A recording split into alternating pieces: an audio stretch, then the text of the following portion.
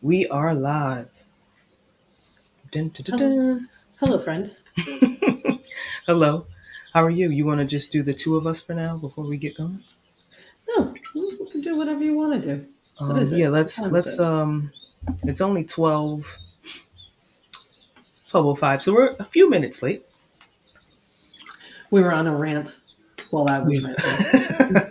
Indeed, you were ranting. Yeah, we got a different energy today. I'm just gonna put it that way. We got a we got a different energy today than maybe we've had on some of the other lives. Mm, mm. And for good cause. For good cause.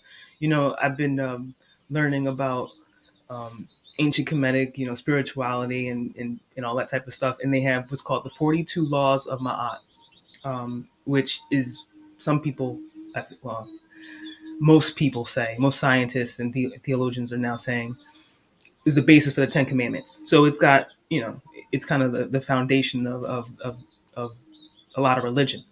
Anyway, one of the 42 laws of Ma'at is that you should not be angry except for a just cause. And Hmm, so I think we're okay. running with that energy today. Okay. Yeah, it's for a just cause. Okay, I like that. I'll buy into that. Yeah, yeah. um, but yeah, so we're going to get into a few things. We're going to talk about food, secure insecurity, scarcity. Is it hype or is it actually like a real thing? So I want to show some things that I've been seeing, and then we did a little bit of research, share some stuff, and talk about this. Because this is something that's going to impact everybody. This food issue. So we all need to know whether or not it's hype or it's real. I mean, I feel like when there's no food on the shelves at grocery stores, that impacts everybody across all demographics, regardless of your skin color, your religion. This is something that's going to impact everybody. It's really something that I wish that people were a little bit more aware of. I've been trying to spread some of this information to my family, spreading it to the community, and I think people hear it now more than they used to. But I'm also hearing that there's some skepticism out there. So I want to talk about that. So we're going to show some things, and then we're going to talk about Juneteenth and something that I think a lot of people might be missing. We'll talk about our beliefs or my beliefs about how to celebrate it, and yeah, before we got on, Denise and I were talking about Juneteenth, and I shared some information with her that she didn't know. Hmm. And you know, you read. You're one of those people that go out and try to find information. So this is something that I think it's not made obvious on purpose. Yes, So so I stick agree around. 100% with that. Even amongst some of like people of color that are talking about it. No, nobody's talking about that. I've listened to a bunch of stuff and nobody has brought this up. Like nobody has brought this up, and I'm just like, how that's glaring. And I don't know if it's on purpose or not. I don't think it's on purpose. I wouldn't think that it would be on purpose, but maybe people just don't know about it. All right, Well, different things. We the algorithm goes for what we want to know mm, about. So if mm. if you're not interested in it, then you know. But if we're collectively not interested in it, then it won't be something that's well known. I would like Um, to know what Karen Hunter and Dr. Carr, like I would love to listen to Dr. Carr talk about this. oh, they've done it a few Have times, but they? Oh, yeah, have yeah, they? they've done it. I They've done need to it. look I'll into show it you then. some of that stuff. So Yes, yeah, please. we're going to talk about Juneteenth and share that information. So stick around. And learn some things. Let's figure some stuff out together. The other thing that we wanted to talk about before we really get started, we can leave the get started soon up there and just pull up this flyer if we can. Yeah. Events. We've got some events coming up for Trella. We got some events, and this is the first. There'll be another one. We'll be able to make an announcement about that hopefully in the next couple of weeks. But this one here is for July 11th, 18th. It's a virtual event. It's free, which is nice. Hmm. Free event sponsored by Women Grow and a few other entities and organizations down there on the bottom. So check out the flyer. Right now, I don't think that they've done anything with a link, a scheduling link, or as of yet. Maybe they have. But what I would say is if you're interested in attending this free virtual event for people that are interested in the business of cannabis, check it out. The email is at the bottom. I think, Denise, you're going to drop that in the Yeah, chat. I just dropped it in the comments for everybody. Sweet, thank you. So if you're interested in joining this event, please do. I'll be participating as a panelist, so you'll be able to see my face among others Hmm. in the industry during this event. So please check it out and Do you know what you're get talking yourself about yet? registered. Yeah, cannabis and tech and just Ooh, being in the industry and kind of foreshadowing on what is it that I see coming and how we're trying to position ourselves accordingly. So nice. yeah, that will be the topic. It's business related, so it's that type of stuff, Mm. you know. Hmm. Um, but yeah, check that out, please. And the other event, yeah, we'll talk about that. We'll talk about that one later. Oh, the other thing, so we do go live. We go live every week. We also are doing our regulation crowdfunding campaign. I wanted to say something about that. We've got some really great comments. I don't know if we can pull that up. Asia, we didn't practice this. We did not practice this, but I'm Mm. going rogue. Okay, you go rogue. I got it. Okay, good, because I have so many tabs open. Yeah, no, I got you, buddy. I got you. Thanks, friend. um, I want to show some appreciation to the Oh, investors that are coming online, and because they've been writing some really inspiring comments that really help to make us, know that we're on to something, and that we're doing something that there's a real need, yeah. So this here is our WeFunder page. You'll see a video about the company. And right now I'm on the What People Say tab right here. So you can come in with whoever. This is open to the public. Anybody can become an investor. The minimum is, um, very low so that you don't have to be an accredited investor to participate. But here are some of the comments that have been coming in from some individuals that believe in what we're doing and wanted to share it. We've got a bunch more that are coming in. So to those of you that invest, thank you, regardless of whether or not you leave a comment. I know some people that's not your thing. I understand. It's not. I understand it might not be your thing, but for those of you that do take the time to put some words of encouragement and share your thoughts and share your beliefs on why this is important, growing whatever it is that we want where we want, it's really appreciate it. So thank you. If you want to check this out, again, it's wefunder.com / Trella Technologies LLC, and we can drop that in the comments too at the end of the video. So Excellent. all right. Um, and so we have that. So why don't we get going into Well, you want to talk our, about your consulting before we get into this thing, I was gonna too? roll that in. I was gonna Oh, roll my that in. apologies. I It's didn't, all good. spoiler alert. Now maybe I won't. But Now, no, maybe. we'll start with it anyway. So you know, one of the things our like I said, our tagline is grow what you want where you want. And when we first came up with the idea for Trella Grow LST, it was about trying to figure out how to grow a wide variety of tall fruit bearing plants indoors in stacked environments and in places where you might not have access to human capital, a lot of energy, etc. So this is about not just growing food indoors but doing it wherever you need to do it, and taking into consideration those environmental factors like climate change, etc., a lack of resources, high prices, all that stuff. So we've been working on a product that actually solves a problem, and that came from something that I was solving for myself, but we want to solve the problem for others. So we decided, why don't we offer our services up as consultants? I have a really lengthy background in risk consulting, um, and I think I mentioned that maybe in some of the other lives that we've done.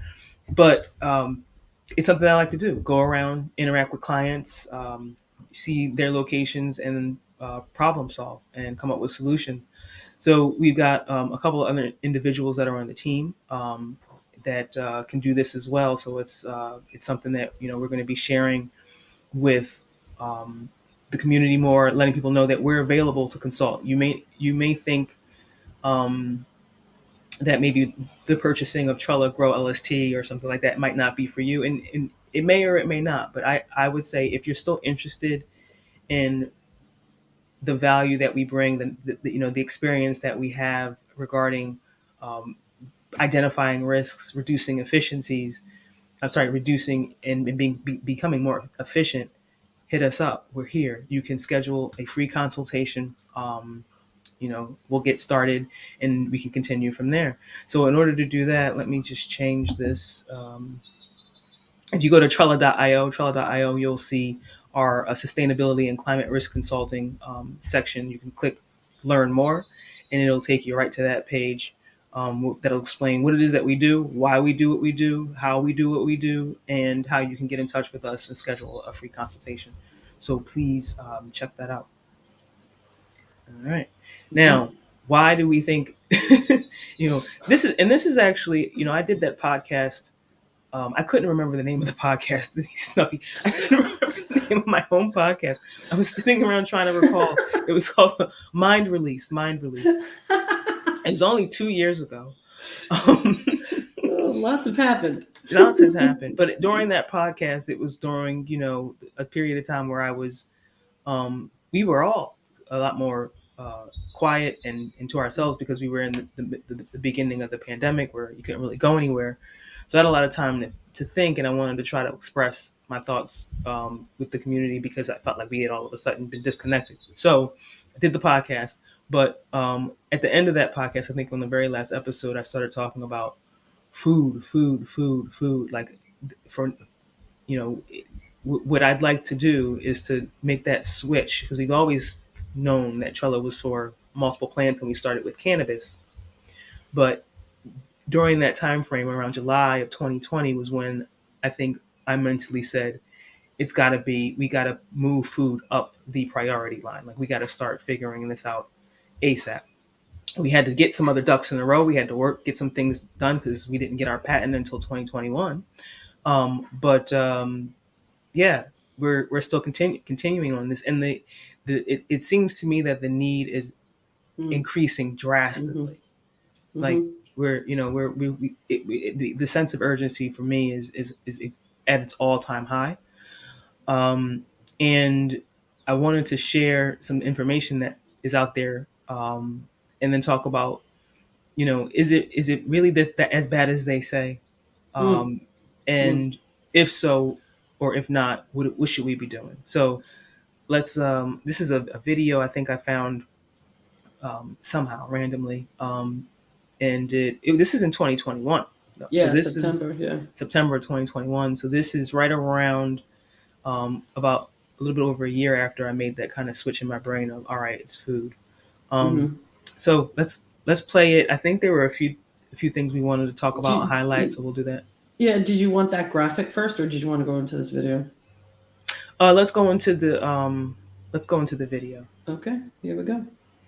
Over the past 5 years, The price increases have been mostly driven by supply-related factors. It has been like a perfect storm. Probably the number one reason has to do with climate change. Adverse weather in major production areas, droughts in Argentina, Brazil, California, or excess rains in some parts of Europe and China. So Mother Nature is not working in favor of food production. We've got a huge transportation problem. Labor in general is becoming more expensive. These rising prices can have serious consequences. Food insecurity in particularly, it's truly a wicked problem, a problem that has much nuance to it and is multifaceted. Disparities have always existed in terms of access to food. And so even before COVID, there were 35 million Americans who lived in households that were struggling to put food on the table. So it's not new. In August Yeah. 2021, Yeah. So this isn't old. Right. Right. This isn't old. We've known that people, have not had access to quality food since I was young. That this is something that has been an issue really ever since we started removing the access to farming that we had. So let's go to the next one. Ready? Yeah, I want to go to that next one, I think, and then we'll go to the picture. Climate change has an effect on everything, and it affects our agriculture, it affects our livestock. It can create natural events like floods and droughts over time. These are all things that if we don't get in front of, we may have a shortage of food supply. the United Nations Intergovernmental Panel on Climate Change released a report in August 2021 that the UN Secretary General described as a, quote, code red for humanity. The report repeatedly says that climate change threatens global food security. If you take a look at what's going on now with coffee, for example, in Brazil, Brazil just can't produce because of the rain as much coffee as we want to consume. So that means the price of coffee is going to go up about 30%. We've got the wildfires in California that are really destroying a lot of farms and a lot of ranches. We've got major problems as it relates to climate change and what's going on. We talk about this tipping point as it's something that's let's in the future. let's pause it The there. reality is that So again, he talks about 2021 stats. This video was in 2021. He's referencing 2021 stats. So now let's look at some stats. Okay. Pull up that chart, please. I can. Stand by, please. Here we go. Okay, so this is from FAO.org. It's the Federal Administration for, I can't remember what that acronym stands for.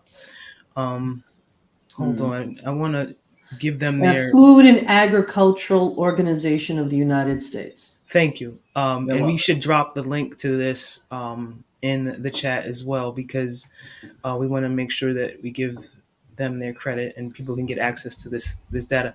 So this is a chart of how much food pricing has increases over time. And I don't have my glasses on today. So Denise, you can. I'll be your eyes. Yeah, you can explain the different colors and what the different years are for those of us that might not be able to see very clearly. So it looks as if, well, they didn't even give me I don't even know what this looks like, Asia. Hold on, stand by. Do you need your glasses too? Yes. So it's saying that what? Go ahead. I was going to say the red is 2022. Yes. Sorry, that's what. Yeah. The orange is 2021. Yeah. And then what's that pink? 2020, and then the blue at the bottom is 2019. Okay, so there's a huge increase between 2020 to 2021 in regards to food pricing, and this is all types of food. Meats, vegetable oils, wheat, everything kind of rolled into one in this graph. So some things have gone up more than others. Some things have actually maybe declined a little bit. But that article and this link that we'll drop will give you that more of that information if that's really what you want. What I wanted to show from this graph was the increase from one year to the next year to the next year. They've been saying since 2021, and well, not. They've been saying over time that this is going to happen, but this is a huge increase. And that was just the 2021 information. We're already jumped up almost the same amount from 2020 to 2021 and then we're going into 2022 about the same amount. So it's increasing. It's not stabilizing. It's not, increasing slowly. It's staying at an accelerated rate, and this is the reason why I feel that we're at. You might hear my son Amir having the time of his life in the background right now. But this is the reason why I'm on, high level alert, like the UN says. I understand that um, there is no real need for everybody to starve.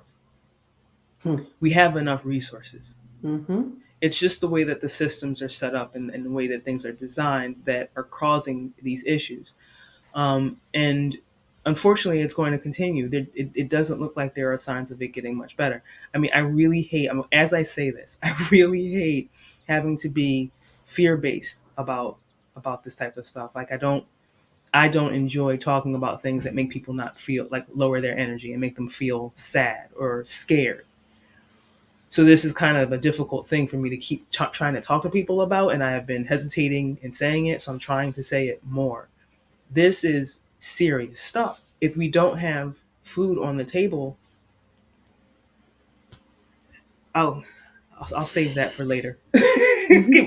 Let's go back to the video. I'll get back to that point. And I just want to highlight what that other woman said. I don't even know her name. I apologize, but she was like, "This isn't anything new." Like you were saying, we've had this problem with people not getting access to food for a long time, and now COVID and all the other factors and climate change are just exasperating those deficiencies, and it's for the poor people and everybody else. It's not going to get better. And I don't think you're being an alarmist. I think at some point there has to be a voice crying out to say, look, pay attention. Like, stop getting muddled with all the voices and the talking heads. Like, this is for real. This isn't just something to kind of talk about in a headline and then go about your business. This is going to affect us, and it's going to affect us soon. So let's get our head out of our tuchuses. Yep. Let's go back to the video. Back to the video. Yep. All right. Okay, ready? Yep. The actions we have today create an effect tomorrow. The pandemic wreaked havoc on global supply chains across multiple sectors, from computer chips to lumber to shipping containers. Food production supply chain was no different. Food supply chains depend on many different factors. The process starts with the producers of food, like agricultural farmers growing crops such as soybeans, wheat, and corn. There are also dairy farmers and ranchers who raise livestock. The cost of feeding them, the cost of keeping them hydrated, all of that factors in. And then Can I just pause that for a second? Sure. I just read a report this week. I don't know what state in the United States, but over 2,000 head of cattle were died because of the extreme temperatures. I heard that too. Yeah. So, I mean, there's this there was this something on social media. I think it was on Instagram, but someone took it from TikTok. Anyway, Yep. There was a woman. She's a farmer. She had just gotten back from buying some feed, and she was talking about how everything in her trunk used to cost $54, and now it was like 200 or something like that. She goes, that means I can't feed the chickens and the cows, etc. She goes, and we're just starting, like we're getting prepared for we're at the very beginning, so you haven't felt yet what's coming, because they're starting, I guess, a new batch of cattle. I don't know the terminology for farming animals. That's one area that I'm not good in. Is the farming of animals. I'll stick to the plants, and a couple of people that know how to do the livestock. No. She was basically saying we haven't felt it yet at the cash register. She goes, picture something like $30 to $40 a pound for I think it was bacon or something like that. Like your eating habits are going to have to change, because the cost of meat is going to get extremely expensive. All right. the transportation. How do I get corn from Iowa delivered to New York City? That has to go from their silos to a truck delivered to someone to actually, sell that. That means when the cost of food in one category rises, such as corn, the cost of livestock that are fed corn gets more expensive. If fuel prices rise, transportation costs rise, making food more expensive overall. There were transportation issues that were driving up the cost of food before the pandemic. We've got an aging truck driver workforce, and they're retiring. They're not able to make as much money as they used to. In the summer of 2019, the Federal Motor Carrier Safety Administration created stricter rules for commercial truck drivers. The rule changes put a limit on the number of hours they could drive between breaks. As a result of that, they're making less money. They don't get paid by the hour, they get paid by the trip. So if they can't drive 20 hours straight and they've got to take a break after 8 or 9 hours, guess what happens? They make less money. The pandemic worsened these already existing issues. What happened during the pandemic? Can I just say something about that too? Sure. I know we weren't going to talk about the trucker situation because I mean, It's a systemic example. It's a systemic issue. Yeah. if we were smart at the beginning, and for whatever other factors like contributed to a truck driver driving 20 hours just to get paid something reasonable, then that's a problem. Like, hello, 20 hours? Like, that's insane just to make a pretty good living. So now they're doing, in my mind, the right thing for about like sleep and, hey, you can only drive so many hours or whatever. But because we've created this construct about payment and employment and money and what we pay for what people's jobs are, it's gotten to this point. But if we paid people what they should have been paid for instead of doing the extreme and paying them so much, then we wouldn't be in a position where we are now. Yeah. And I'm sick of man-made rules. White men sit down and let somebody else make the rules. Well, is frankly a lot of the imported and exported products. Do you want me to pause that? No, go keep going. Keep going. By ship comes in containers. Those containers were locked down wherever those ships were, and in some cases they're still locked down. So we've got containers in all the wrong parts of the world that in some cases have food rotting inside. In the beginning of August 2021, container ship rates from China. I can. This is, all about when you can grow food locally. One that, you don't have to worry about trying to transport it. That's one thing. But then the fact that food is rotting, in all these containers, and that's why I say like it's not that we don't have enough; it's that the system is designed so that it's not efficient, so that we can't get things to people that we need to get them to. Like that, this is exactly what I'm talking about right here: food rotting in containers. Well, that's what happened with that whole trucker situation from over the border coming into Texas.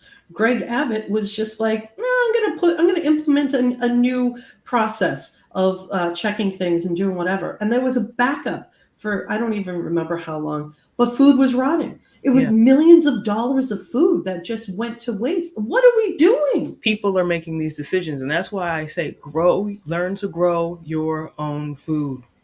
Learn to grow your own food.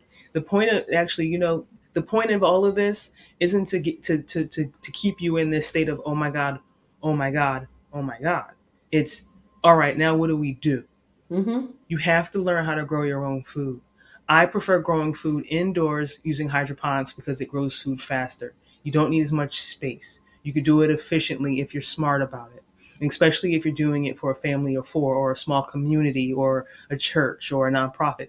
These are the types of people that are going to have to start growing food so that they can sustain their families, sustain the local communities, versus relying on food being brought to them to give to these communities. Because when all of these things are impacted, it's going to impact the lower income, middle income people the most. And these are the people that are relying on already, food pantries. If they can't get the food, then it doesn't matter that there's a food pantry. It has to be about growing the food where you are and then distributing the food to that smaller hub. Everybody needs to get to doing it. There's plenty of space. There's all of this competition about who's the best indoor farming technique and who has the best equipment, yada, yada. Listen, there's plenty of ways to do this. There are some ways that are more efficient than others. I'll say that, but there's room for everybody. So get started growing right now. And those food pantries too. Let's not get twisted. It's not just for poor people anymore. It is for the middle class, and the middle class is struggling too.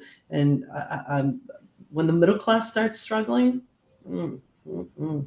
They're the backbone, in my opinion. They're the backbone. And poor doesn't mean poor anymore because there's some. Again, it's the construct of our society that there shouldn't be poor people right now. And these are people who are working their butts off. There shouldn't be poor people anymore. Yeah, I would say the in the wage work. richest country. All wage earners are the backbone, especially the people that I think that's couldn't. what I was trying to say. Yeah, especially the people who couldn't, be safe during COVID. They had to go out and work. Right. That's we've identified who who all of this is leaning on, and these are the people that are, compensated for the least. There were over like 200 to 300 because Trump kept the meat packing industry open. Oh yeah, during COVID. don't say the T. Don't say the T word because the algorithms. That's great. The algorithms will pick it up. Oh fuck no! Then that asshole. I'm sorry. He thought he was doing a good thing by keeping the meat packing over it, but because our manufacturing is so close together, there was over almost 300 deaths in the meat packing industry because everybody is just so close together. Yeah, this talked to that too. Yeah. Yep. All right. Do you want to continue with this, or do you want to move on to insecurity, or do you want to go on to Juneteenth? It's about. Let's do the insecurity real quick, and then we'll jump into Juneteenth. To the East Coast of the United All right, stand by. I gotta move this guy. Bear with me. Why isn't he moving? There we go.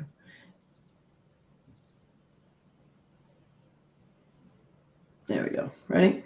States hit new highs with a 40-foot box costing more than $20,000. That didn't do it. Early Stand March by. 2020. There we go.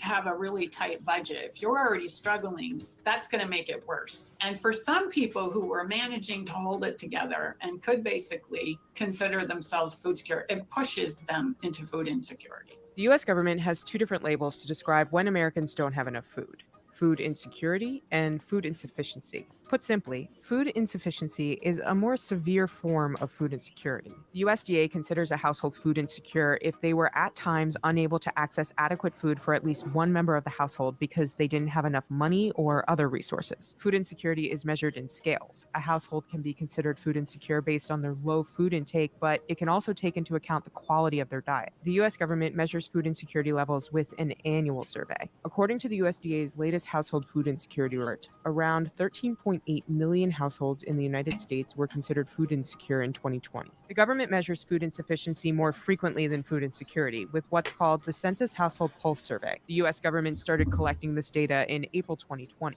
This means there's real-time data about the rates of food insufficiency throughout most of the pandemic. I wonder why they started in 2020. Why didn't they start way before then? Because this has been going on long before COVID. Yeah. The other thing I wanted to talk about though too is the export bans. Yes.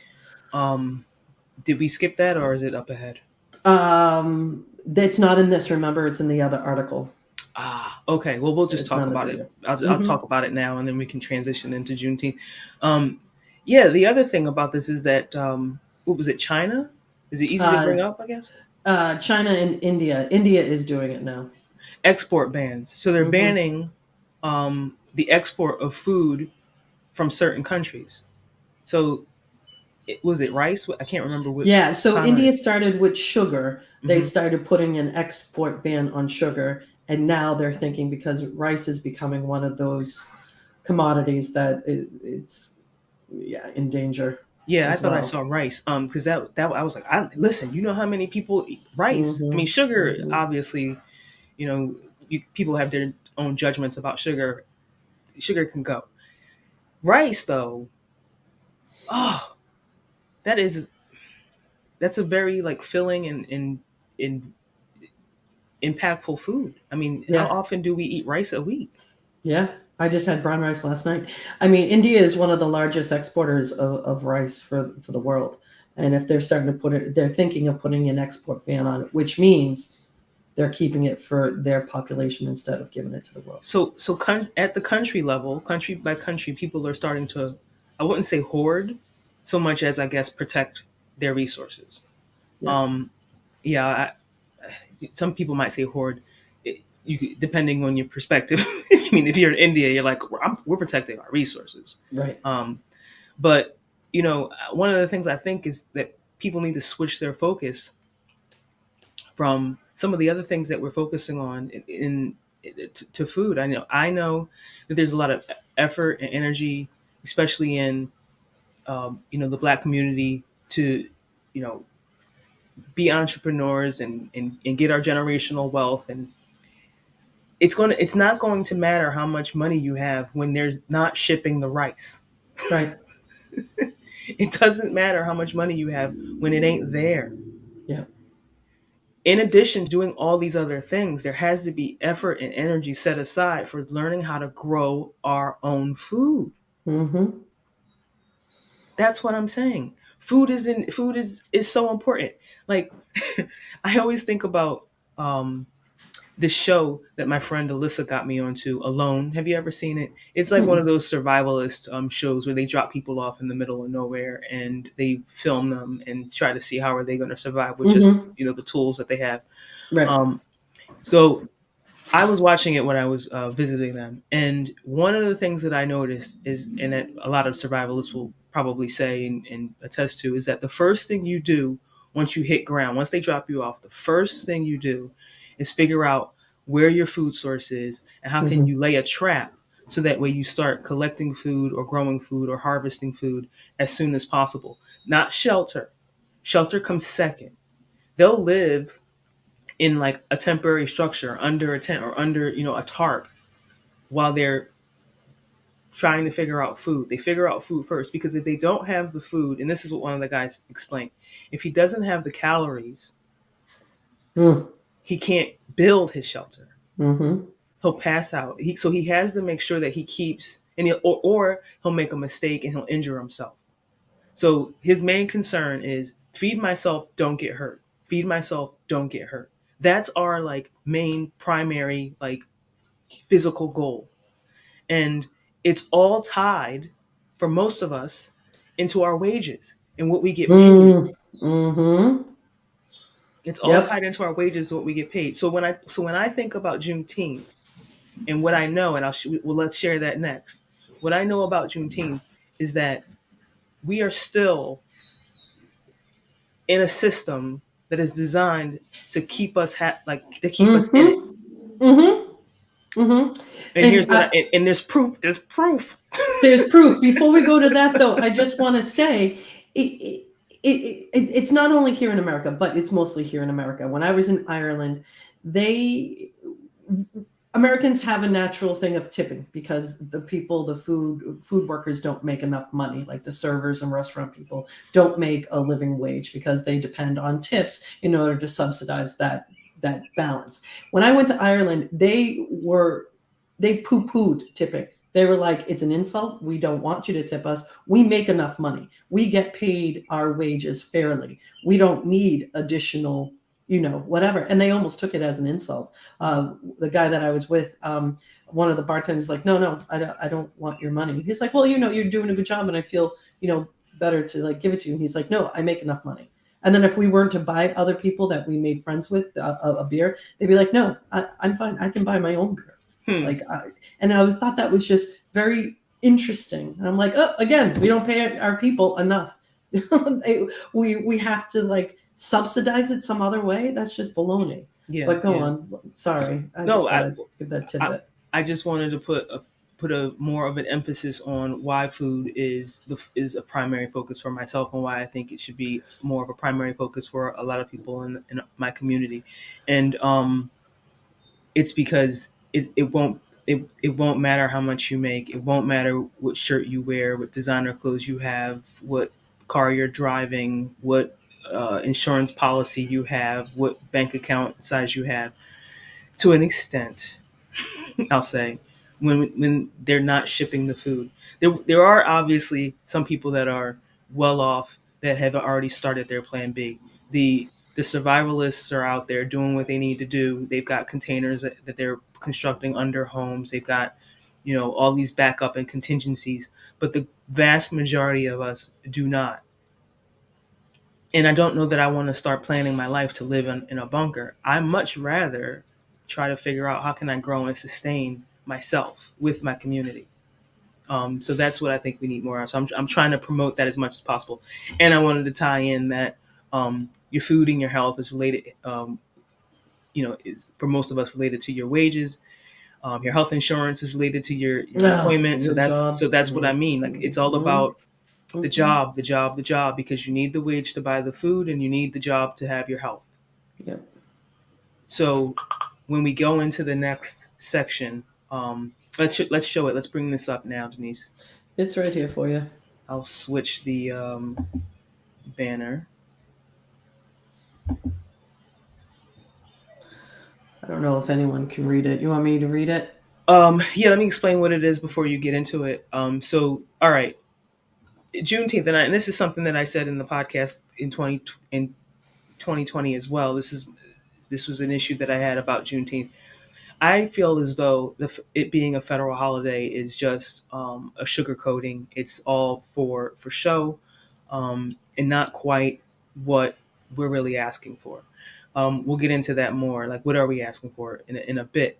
But I also feel as though it has been a tradition in our culture to celebrate this moment. So I feel like torn because there is a part of me that wants to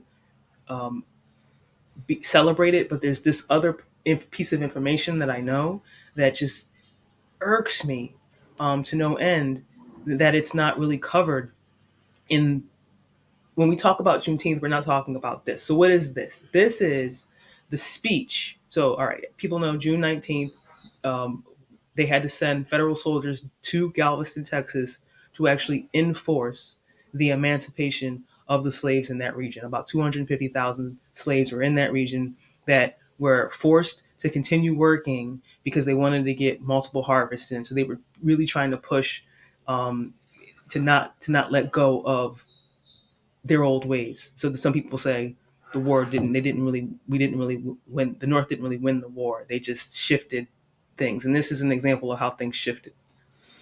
They had to come down, they had to enforce it. So a general steps up and he makes this announcement. And this is exactly word for word what the general says to the population that's standing there. Can you please read that, Denise? It's called General Order Number 3. And it was issued on June 19th, 1865 by Major General Gordon Granger. And I quote, "The people of Texas are informed that, in accordance with a proclamation from the Executive of the United States, all slaves are free. This involves an absolute equality of personal rights and rights of property between former masters and slaves, and the connection heretofore existing between them becomes that between employer and hired labor. The freedmen are advised to remain quietly at their present homes and work for wages. They are informed that they will not be allowed to collect at military posts and that they will not be supported in idleness either there or elsewhere." So there's a few things I want to highlight in this. The first is the part where they talk about the new relationship. Can you read that sentence again? This involves an absolute equality of personal rights and rights of property between former masters and slaves, and the connection hereto existing between them becomes that between employer and hired labor. So they didn't say you were free to go. We will compensate you for your past work. We will compensate you for your losses. We will bring you whole, like insurance or something would. That's not what they said. They simply said, we're switching it up. They are now your boss. You work for them. The next sentence, what do they say in the next part? The freedmen are advised to remain quietly at their present homes and work for wages. So then they say, furthermore, they don't say you're free and that you could go. They tell you the relationship is changing. You are free to go, but we would like for you to stay. And if you do leave, you can't be idle. You got to get to work. You got to be doing something. Yeah. Basically letting you know that you have to stay working. Mm-hmm. There was also a promise after this period of reparations that was never, ever seen. But you know who was repaired? The owners. Mm-hmm. The former slave masters were actually given money from the government to make them whole. Mm-hmm. This is an atrocity. Mm-hmm. In my opinion, this is another. When I think of Juneteenth, my mind goes to they never set us free. They just switched the game. They never set us free. They just switched the game. And that is the reason why I'm trying to figure out ways to grow my own food, to maintain my own health, so that I don't have to work for wages and I don't have to stay as a participant in this system. And I know not everybody can do that. But what the difference is when you have the choice to work versus when you have to work. And the way that they have it set up now, things are so tight, inflation is so high that you have to work. That's not the way this is supposed to be. You can't even, don't even rest. If you leave here after we worked you to death, basically they're saying, there's no time for rest. We would like for you to stay here. We're going to change up the name. We're going to just switch the terminology. Instead of master, it's boss. Instead of slave, it's the N-word. Continue working. I think one of the things that some white people may ask is why are Black Americans, African Americans so angry? Because of this. Never been compensated, never been repaired. Almost everybody has been repaired to some extent. The Japanese have been repaired. The indigenous people have, quote unquote, been repaired. There's been some sort of effort, but when it comes to African Americans, it's been a slap in the face. I know that people have bills. There's supposed to be a study, but quite honestly, everybody has been compensated years and years and hundreds of years ago. Like, the problem is they can't pay the bill. It's too huge. If you had to compensate us for what you really owe us, you could not do it. There's no number value on this. The people that were quote unquote slaves, they were enslaved humans that were talented. They had knowledge. They knew how to build. They knew math. They knew science. They didn't bring these people here and teach them all these things and then tell them to do it. No, they had that knowledge with them. Incredible structures have been built all across this country, all across this continent, North America, South America, all over the place. No one's been compensated. Free labor. Free labor. You know what you can do? No. All right, I'm done. Doesn't seem like you are.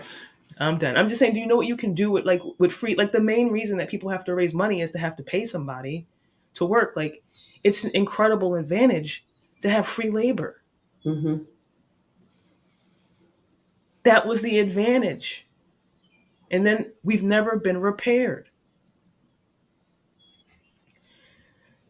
It ain't about freedom. So for me,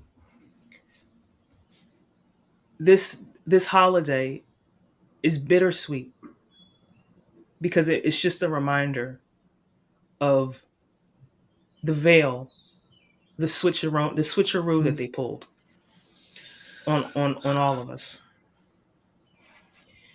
And a lot of people don't know that that's what was said. It wasn't you're free to go.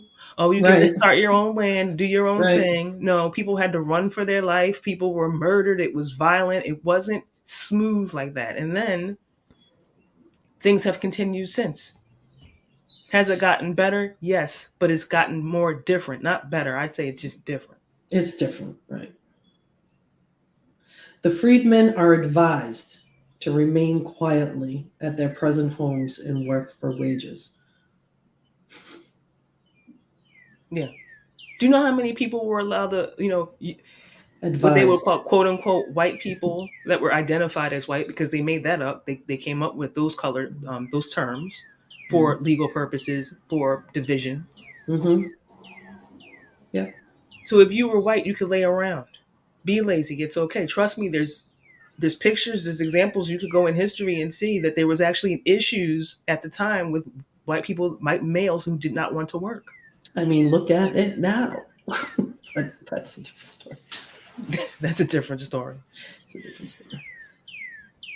But if you were a freed slave, no, you got to continue working. So who are you going to work for? You don't own any businesses. Right. Not You don't yet. have any. You don't have any money to go to a different state. You don't. You know. You can't do anything. You can't move. You can. I mean, some of them did. All right, we're talking in. I guess I'll try to be careful about being Generalized. generalizing, because there were some Black people who actually had some businesses and were free and did have things. But I'm talking about the vast majority of those 250,000 people that heard this speech. They did not have something that they could turn to the next day and say, all right, I'm just going to work for my boy down the street. Right. That wasn't what it was. So where are you going to go? A lot of people left to go look for their family members that had been sold to different plantations in different states. And most people left. Most people fled. They didn't leave. They fled. Let me be clear about that. Some people stayed. But it's not a celebration for freedom for me. It's more of a reminder that they switched it up and changed the game.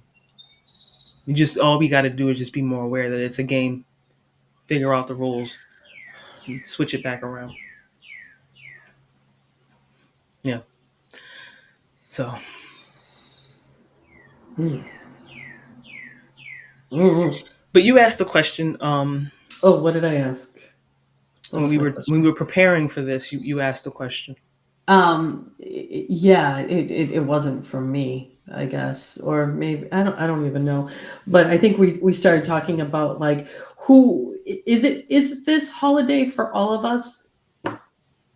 I think that was the question. Is it for all of us? And I think you and I, you came up and you're like, we have different responsibilities in how we recognize this holiday. Yeah. I think it was people who are pushing back that this isn't really a national holiday because it's not about everybody. I think regardless of if it's a federal holiday or not, it should be remembered by everybody. I think if you're a European American that does not consider yourself to be white, because I think that's actually a choice in my opinion. I think that's me. Hmm? I said that's me. I don't consider myself white. I consider myself, unfortunately, from European descent, I guess. Yeah, European descent. Some people unknowingly, I think they call themselves white, and I would ask if you do that you do some research on what that term means, how it was constructed, and then consider if you want to continue calling yourself that. And what you should do if you decide that you're not going to, because it's not just a decision that I'm not going to call myself white, it's about a behavioral change as well. So so don't forget that part, because a lot of people, unfortunately, regardless right side, left side, wherever you are, they skip over the work. This is the work. The work is having a knowing and remembering that, hey, these people were impacted in such a way that I was not, or my ancestors were not impacted by.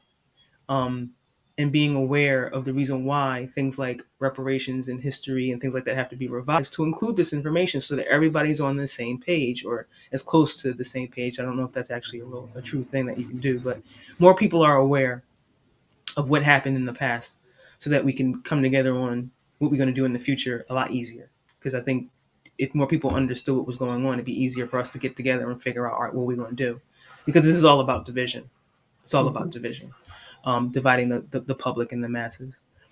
But anyway, your question was, should they? Who is it for? I think it's for everyone. I think it's for African Americans, Black, however you consider yourself or call yourself. It's a moment to celebrate that there had been a shift in a window of opportunity had opened at that point, because that's really what it was. I don't think that it was a moment of freedom. It was a moment of opportunity to try to get your freedom. That's for me what happened on this day, and I think that should be celebrated. And I think for people that are not part of that diaspora, not part of the culture, they should remember it, and try to learn more. Yeah, if you want to, continue calling yourself white, feel free. It's all good. Like honestly, I'm a live and let live. Do you? But please get out of my way so that I can do me. Yeah, don't make it more difficult. Don't make it more difficult for me. I won't make it more difficult for you. It's all Mhm. good. So yeah, that's my feelings about Juneteenth. Um, it was really a switch in terminology, and it's a moment to celebrate the opportunity that we have. So I would say focus on making the most out of this opportunity that we have to get free. So that's it. If you missed, I would say go back. We talked about a lot of different things during this live. We talked about food insecurity. We talked about climate change, how that's going to impact things. We talked really at length about why is food so important, and why food should be the focus for everybody, regardless of your income level, your skin color, your gender. Everybody should be focused on trying to maintain some level of sovereignty when it comes to your food, and bringing it to a more local capacity. So please go back, listen. This was we're almost at an hour here, so this is a pretty lengthy one. We had a lot to say. This is an important topic to us, and we didn't want to just miss explaining and putting some context behind why is it that we're so off the rails when it comes to food, and what that's all about for us. So please go back, check it out. Again, there'll be an event that you can check me out at, a virtual event. We talked about that. So there's a link in the comments. And yeah, if become an investor, support. You know what we're trying to do. If you want to not just fund something, but also have some skin in the game, have some level of ownership, uh, support Black women-owned organizations. If that's what you want to do, we're here. WeFunder.com, Trella.technologies. Go in, become an investor for as little as $250. You'll see a lot of information in there about what we've done in the past, and check out our updates to figure out what we've been doing in the not so recent past, over the last couple of months. And make sure that you subscribe, come back, check this out so that you can learn about what we're going to be doing in the future. We got a lot more stuff to share, a lot of things that we're trying to do. So make sure that you subscribe on YouTube, and or follow us on LinkedIn at Trella Technologies, or follow us on Instagram at Trella.tech, at Trella Tech on Instagram. That's it. I think, Denise, right? We're good. I think that's it. I think we covered everything. I put the link to that article from NPR about that order from the general, so people can read for themselves. Yes. Please read what the general said on Juneteenth. He did not set people free. He just switched up the game. Go back, listen to what we just talked about. You'll see what I mean. And everybody, mad peace, mad love. Enjoy the rest of your week. See you next week.